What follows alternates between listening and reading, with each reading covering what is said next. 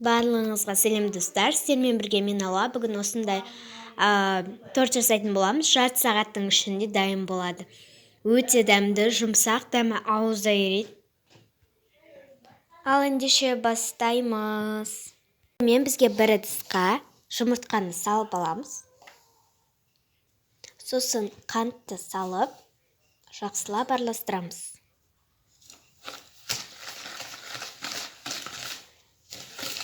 Біздің массамыз ағарғанша дейін араластырамыз.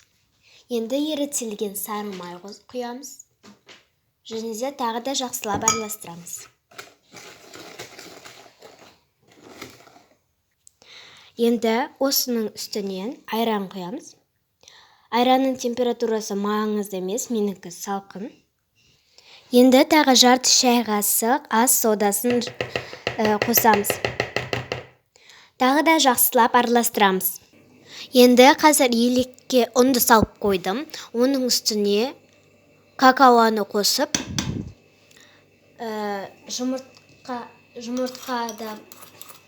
жұмыртқа массасына. Енді ұн мен какаоны қосқан соң, жаңа осы массамызға 2-3-ке бөліп қосып отырамыз. Қосып жақсылап араластырамыз. Енді осыған ұнтақ жармасын қосамыз. Енді осыны 5 минутқа қоя тұрамыз. Қазір массамызды формаға салатын боламыз. Ең бір ыдысқа пергамент салып, жабысып қалмау үшін салып, содан кейін массамызды құюымыз қажет. Бірақ менде осындай ыдыс болғандықтан мен сұйық май істедім. Сұйық маймен жан-жағына жақтым, олай да болады.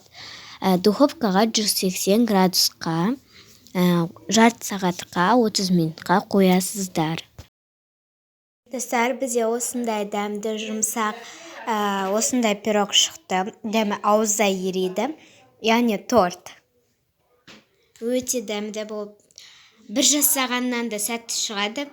Міндетті түрде жасап көріңіздер. Осы видеоға лайк басып, каналыма тіркеліп, және де комментарияға жазуды ұмытпаңыздар. Ал ендеше қош сау болыңыздар.